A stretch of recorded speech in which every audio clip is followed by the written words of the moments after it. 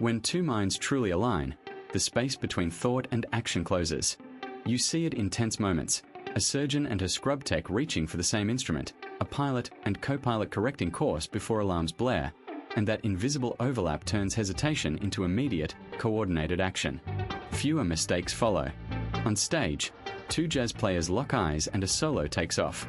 They don't exchange plans. They read breath, micro-timing, a subtle lift of a shoulder, and that shared rhythm lets them improvise as if they share one intention, producing music that sounds inevitable. It's chemistry, not magic. In a startup, alignment means the product ships instead of stalling.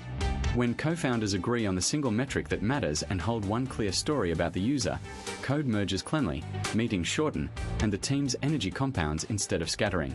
Progress accelerates. You might think this is rare or reserved for elites, but the same patterns show up everywhere. Partners settling plans in 2 minutes, a teacher and student finishing a problem together, a pair of engineers catching a bug before it breaks the build, and noticing those moments reveals where small shifts change big outcomes. Stick around. You'll see real scenes that make alignment obvious and useful. Meeting ground, shared models and quiet agreements. In an operating room where everyone shares the procedure in their heads, nurses hand scalpels without being asked and the surgeon hardly has to look. The shared mental model is what makes that choreography possible. When one person anticipates the next step, the team conserves time and attention that would otherwise be spent on explicit instructions. For example, the WHO surgical safety checklist reduces surprises because everyone agrees on key steps before the incision. That common framework lets the team react quickly if bleeding starts or equipment fails. Misaligned maps create friction even when language seems the same. A developer reading an API spec and a designer reading the same document can come away with different assumptions, and those tiny differences turn into bugs or rework. Teams that create lightweight artifacts, a sequence diagram, a short demo, a one-page example payload, remove ambiguity because the artifact makes the model concrete. Concrete examples matter. A mock request and response in a pull request avoids the back and forth that costs days in a release cycle. Silent agreements carry as much weight as written rules. Jazz duos play off eye contact, breath, and a nod. Those cues are tiny but powerful contracts about tempo and space. In aviation, the sterile cockpit rule plus a quick pre-flight briefing gives pilots a compact set of expectations so non-essential chatter doesn't break coordination. Because these signals are low bandwidth and immediate, teams can shift tactics midstream without stopping to renegotiate every move. When models and quiet agreements line up, resilience follows. A trauma team that has rehearsed a shared sequence can reroute roles when a key person is pulled out, and the patient still gets timely care. In product development, teams that publish and use API contracts and run quick integration demos find fewer last-minute incompatibilities at launch. The result is simple: fewer surprises, faster recovery from the ones that do happen, and a kind of conversational shorthand that keeps attention on the work instead of on translating intentions. The rhythm of coordination, decisions and small signals. Split-second coordination shows up whenever two people act together. A jazz trio trading solos, a surgical team passing instruments without breaking sterility, a pair of rowers matching stroke for stroke.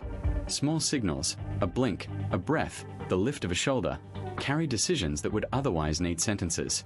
In a trio, the drummer's subtle change in stick height or the bassist's early placement of a downbeat tells the pianist a chorus is ending, and the group compresses into the turnaround. The effect is immediate. Fewer words, less delay, a cleaner transition. Tiny nonverbal cues often announce a decision before anyone speaks. A soccer player glances over a shoulder and a teammate starts the run. The pass arrives exactly where the runner anticipated it. In operating rooms, the lead surgeon's shift in grip or the tilt of an instrument signals the scrub nurse to prepare the next tool, avoiding a spoken request that would break concentration. That anticipatory flow cuts lag, and because people expect those cues, they act sooner and more confidently. Leaders make micro-decisions that shape the tempo and direction of joint action. A dance partner applies a quick hand pressure or a chest rotation and the follower changes line and balance. Momentum and posture follow that tiny choice. When partners have practiced the same vocabulary, those small choices cascade into complex phrases without explicit instruction, because both know the possible outcomes and which subtle signal maps to which response. The result is a shared timing where decisions are threaded into movement. When signals arrive with regularity, coordination becomes an entrained rhythm rather than a string of discrete commands. Teams that work together regularly develop predictable microsignals, nod patterns, rhythmic claps, a particular sigh, and those patterns create feedback loops. One person adjusts slightly, the partner reacts, the first person refines again. Remote work highlights how fragile that rhythm can be. Even modest audio latency breaks microtiming, forcing people to switch to explicit turn-taking or visible cues like hand raises or chat pings. In consequence, groups trade some fluidity for clarity, and the balance between implicit signals and spoken decisions shifts depending on how reliably those small signals travel. Emotional resonance, when empathy guides choices. Partners who notice subtle mood shifts often change their plans. If one hears fatigue in the other's voice after work, they might take on the nighttime routine, postpone a weekend trip, or suggest a flexible work arrangement, and those concrete adjustments add up to a different distribution of time and responsibility. Those choices reduce conflict. Because each small concession reads as care rather than control, trust deepens and later decisions are framed as joint solutions instead of individual wins. At work, empathy alters decision paths. A manager who listens to recurring concern about unrealistic deadlines can resequence tasks, reassign roles, or push back on upper management, which changes project outcomes and daily rhythms for everyone on the team. The effects are practical. When leaders respond this way, people stay engaged and teams develop norms of checking in, and that cultural shift makes future choices faster and less fraught because assumptions are replaced by shared understanding. In disputes, recognizing emotion reshapes offers. A mediator who names a litigant's fear of losing housing or reputation can steer parties towards staggered payments, confidentiality clauses, or community services instead of zero-sum demands, producing solutions that address practical needs and preserve dignity. Emotion becomes a decision tool. Addressing the feeling behind a position turns negotiations from posture-driven battles into problem-solving sessions. So agreements are more durable and compliance becomes voluntary rather than coerced. Public programs change when planners center lived experience.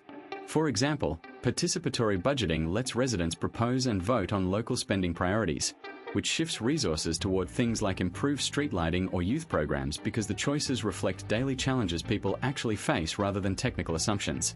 Healthcare shows this too. Community health workers who adapt clinic hours, bring services to workplaces, or translate materials in local dialects make uptake more likely because the system responds to real constraints, and policy choices become pragmatic pathways to better outcomes. Creative singularity, generating ideas together. You can feel it when two people are on the same page about what needs fixing. Conversation moves into solution territory almost immediately. When both parties share a concrete problem frame, they skip long explanations and start riffing instead. That jump from alignment to idea generation happens because shared vocabulary eliminates friction, and each idea can be tested against the same criteria on the spot. Think of two startup co-founders sketching onboarding flows on a whiteboard.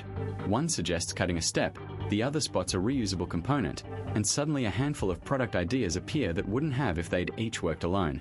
Fast mutual recognition creates a higher idea throughput.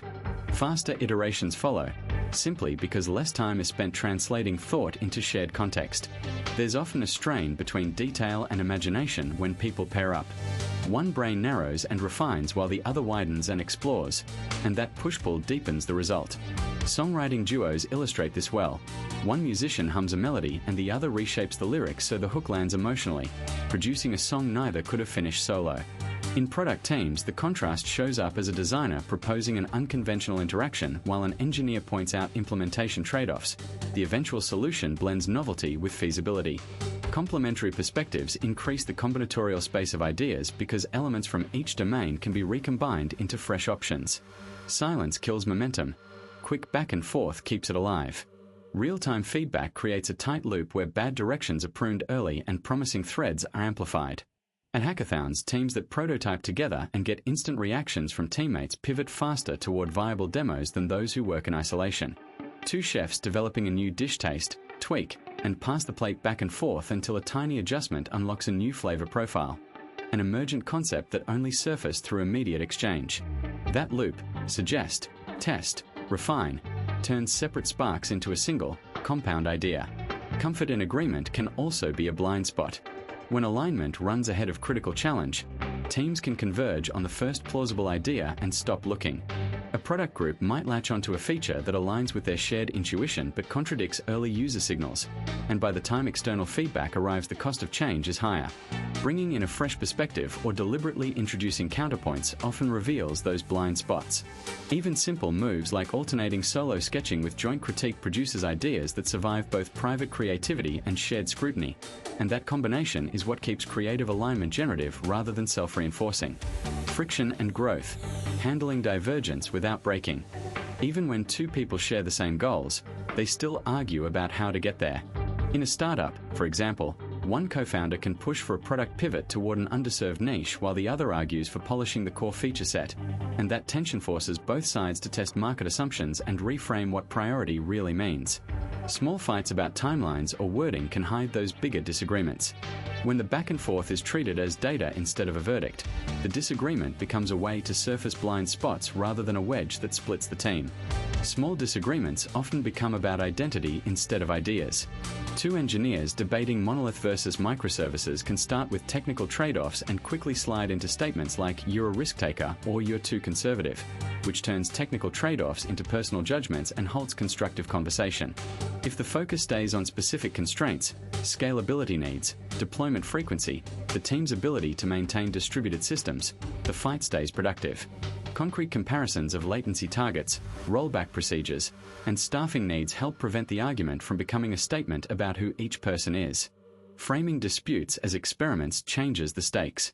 A couple arguing about bedtime routines might agree to a 2-week trial of one approach and then check in, which keeps the relationship from being ruined by an entrenched moral position and produces observable results to discuss. In teams, running a short pilot or A/B test converts opinions into measurable outcomes, reducing the emotional load and giving both parties evidence to update their views. When disagreements yield small, reversible tests, friction becomes a learning mechanism rather than a slow leak in trust. The cost of unresolved friction is cumulative. Micro-resentments after meetings, repeated interruptions of ideas, and unacknowledged concessions add up and erode alignment even if the original disagreement was minor.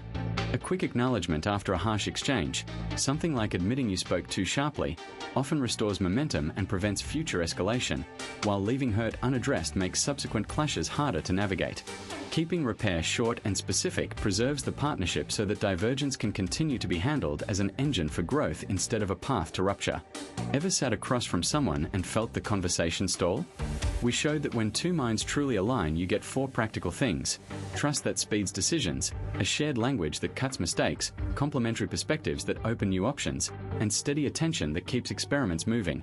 Picture co-founders shipping a feature in an afternoon or 2 musicians landing a chorus on the first try. And if you've tried to force alignment, you know how draining it can be. When goals are fuzzy or signals conflict, meetings multiply and momentum collapses, which is why a misplaced priority can turn a week of work into a month of rework, and why noticing small frictions actually changes outcomes in real projects. Sometimes the signs are tiny. A shared joke in a planning session, a quick hand wave in a code review, finishing each other's sentences. Those small moments are consequences of alignment, and they lead to fewer bugs, faster launches, and teams that want to keep going. If that landed for you, you're part of this conversation. First, read your stories, and if you feel like sharing one in the comments, it helps everyone. We'll keep exploring this next time with real pairs at work, step-by-step habits that build alignment, and experiments you can try with a teammate. Hope to see you in the next video.